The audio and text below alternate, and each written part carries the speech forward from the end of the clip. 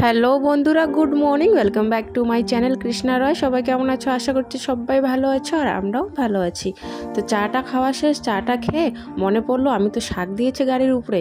তো এই যে দেখো, শাকগুলো গাড়ির উপর থেকে নামিয়ে নিলাম, কারণ যেহেতু শীত পড়ে রাতে করে শাকটা বাইরে রাখলে কি ভালো থাকে আর কি, ওই জন্যে কিন্তু বাইরে রাখা। আর শাক বাঁচতে বাঁচতে হঠাৎ করে মনে পড়লো যে আমি তো আজকে হাঁসই ছাড়িনি।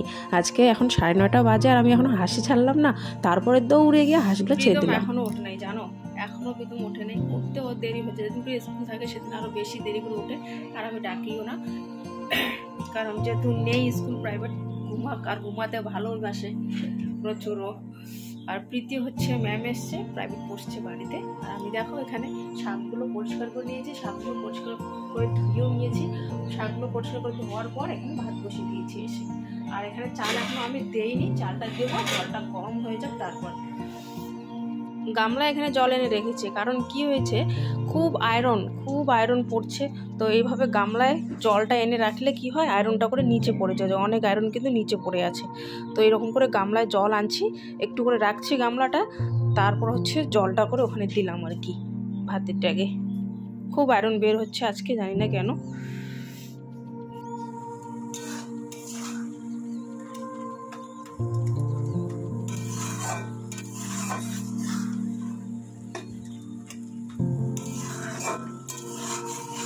এখানে কিন্তু আছে চার পাঁচ রকমের শাক। এখানে ধনে পাতাও কিন্তু আছে।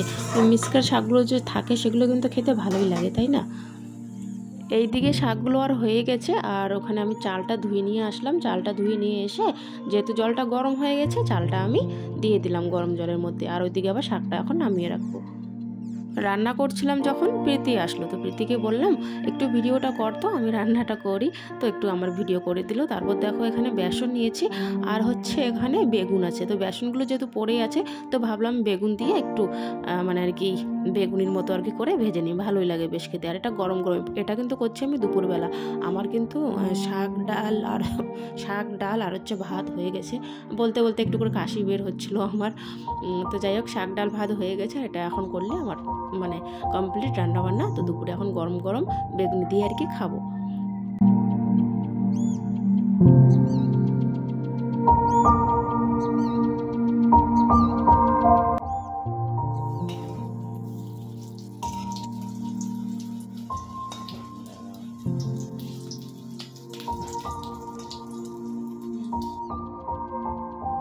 দুপুরবেলা খাওয়া দাওয়া হয়ে গেছে। খাওয়া দাওয়ার পর বাসনগুলো মাজা শেষ আমার। তো বাসনগুলো মাজার পর যেহেতু রোদ উঠেছিল সকালবেলা, আমি কিন্তু এই জামা কাপড় কটা ধুয়ে দিয়েছিলাম।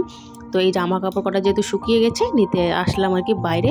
আর প্রীতিও খেলছে, আর প্রীতম হচ্ছে গেছে 4টা বাজে, যেহেতু প্রাইভেটের স্যার এসছে ওর, তো প্রাইভেট পড়তেও গেছে। আর আমি এদিকে জামা কাপড়গুলো নিয়ে এখন যাব। আর আমিও একটু যাব ওইদিকে ঘুরতে বলতে আর কি, আড্ডা মারতে, একটু বসতে আর কি, গল্প করতে ওখানে যাই। যেহেতু ওখানে রোদ থাকে, অনেকক্ষণ ধরে রোদ থাকে ওখানে, তাই কিন্তু আমি ওখানে খাওয়ার পর মানে বিকেলবেলার টাইমটা ওই 3:30 4টা দিয়ে ওখানে গিয়ে আমরা সবাই মিলে বসে গল্প করি। কালকে হচ্ছে বারান্দাটা লেপতে হবে। দেখো কিরকম নীলি ধরে আছে। পাতাত খাবো, পাতাত আনো। আজকে বড়াই মাখা খাবো আমরা এখানে বসে সবাই মিলে। এখানে কি কি আছে আইটেম, গেল এমনি কুলায় না, আরো পরে না খাইস না, গলাত লাগবে এখন না, বাবা পরে। এই যে এখানে আছে তোমার ধনিয়া পাতা, আর হচ্ছে লঙ্কা, গুড় আছে, লবণ আছে, আর কয়েকটা আরো বড়াই আছে।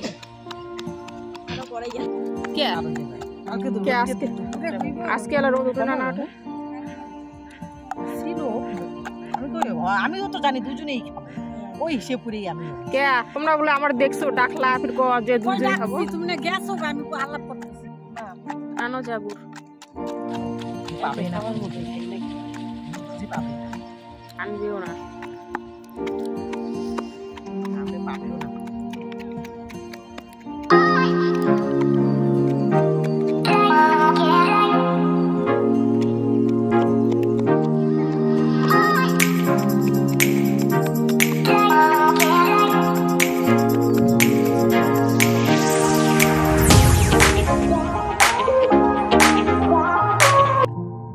তো এখানে এসে দেখি মানে বড়াই মাখা হবে এখন। তো আমি তো দেখি ভাই খুশি একটু, ভাই আমি ঠিক টাইম মতো আসলাম, তাই না?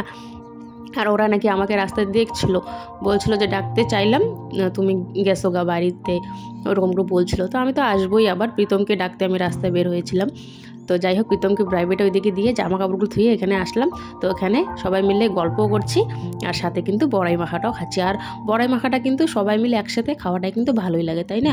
একা একা কিন্তু টক জিনিস খেতে কিন্তু ভালো লাগে না, আর টক জিনিস কিন্তু সবার সাথে তো ভালোই লাগে খেতে। কেমন আছে? দারুণ। যারা যারা খাবে চলে আসো।